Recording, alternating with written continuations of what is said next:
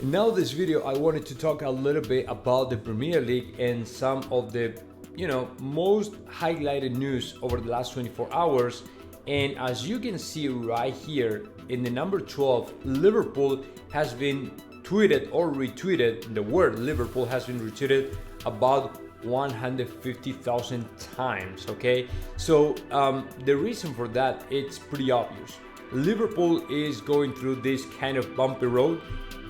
They are the number 10, I think, in the standings in the Premier League, and a lot of people are asking themselves what is going to happen with Liverpool, or what's going on actually with Liverpool, because nobody in the beginning of the season, nobody really expected for them to be in that position.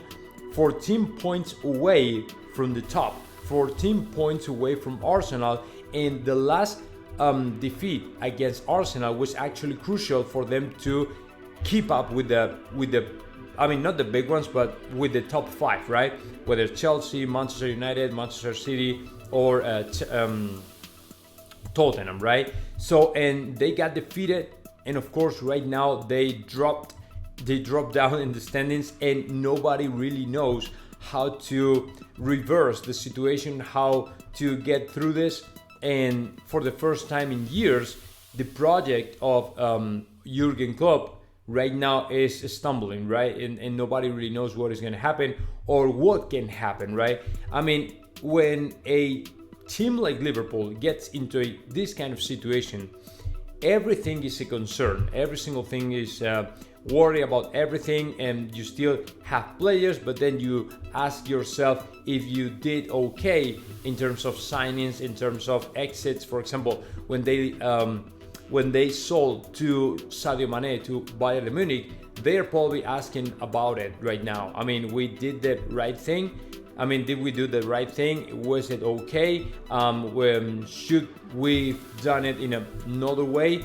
Or, for example, the hiring of this guy, Darwin Núñez, right? The other day, Darwin Núñez said, I don't even understand Jurgen Klopp when he talks. And the player is not even becoming the player he was supposed to be, right? He started kind of like, hesitating, and then apparently he went a little bit up, but he came down back again, and nobody really knows what the, not the final destination, but how is he going to do that? I mean, is he going to become the player he was supposed to become or not? Because on the other hand, you have the Julian Álvarez signed by Manchester City, right? And this guy is being alongside Erling Haaland, right? Is doing a good job, right? But in Liverpool, Darwin Núñez is not doing such a great job, right? So that is the thing right now with Liverpool and Jurgen Klopp, and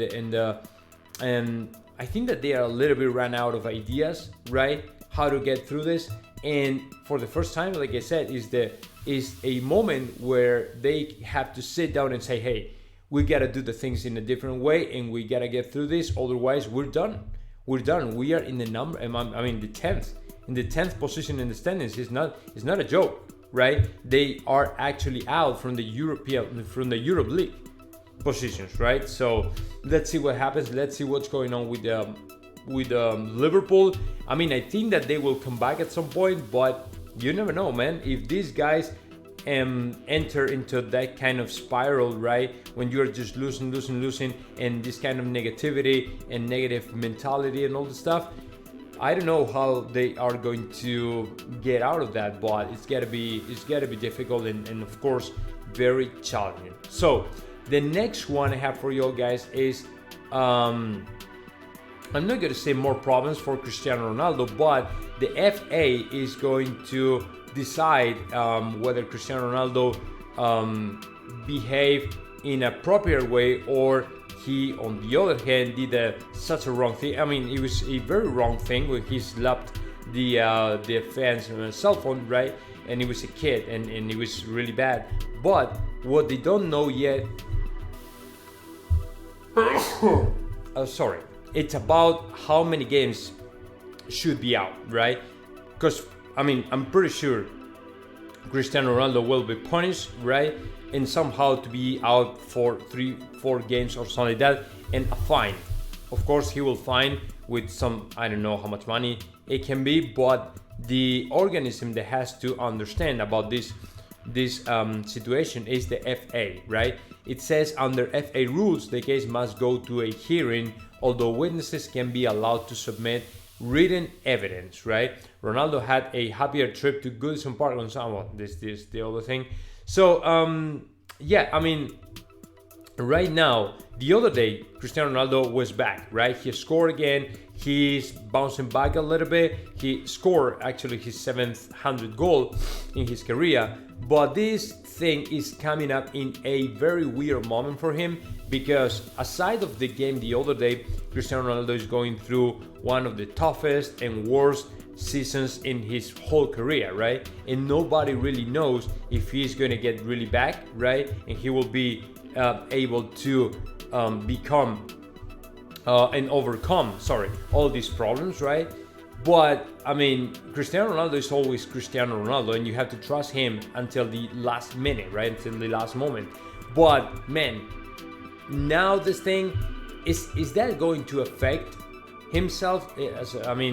Psychologically or mentally? Is this going to bother him or annoy him sufficient or big enough for him to, feel again bad or hesitating or stumbling again? I don't know. I don't think so. But because Cristiano Ronaldo is a very strong and very powerful guy when it comes to mind and all the stuff, is mentally very strong, right?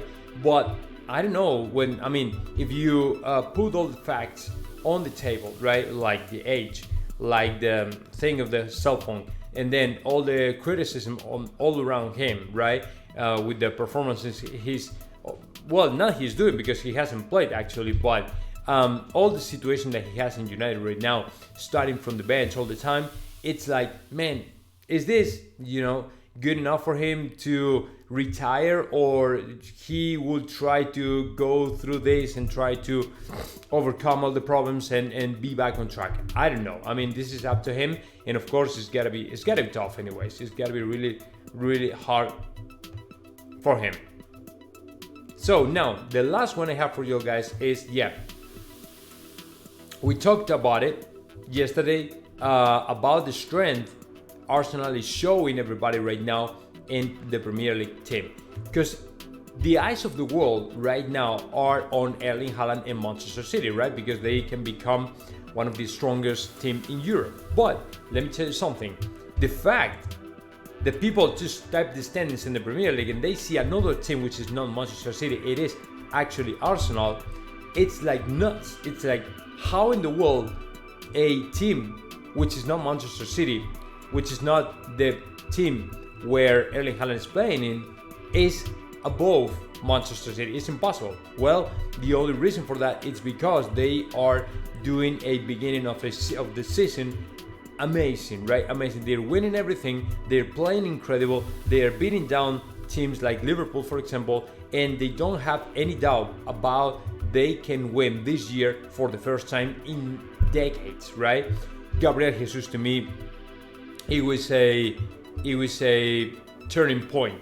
When Real Madrid tried to sign Gabriel Jesus, they knew the kind of player he was. But we couldn't, right? We couldn't sign him just because of the passport and all the stuff and the citizenship issue. But they could, right? And they did. And they did a good job. And he's doing amazing performances. He's scoring a lot of goals. And the whole squad is very, all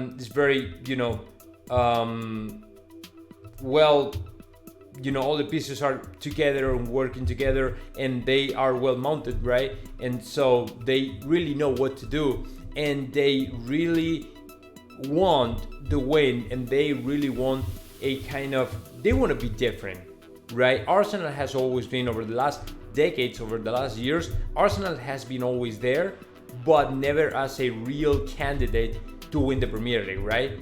This year is different, and they really trust themselves. They really believe they can win the Premier League for the first time, way ahead of Manchester City, Liverpool, Chelsea, and all these teams, right?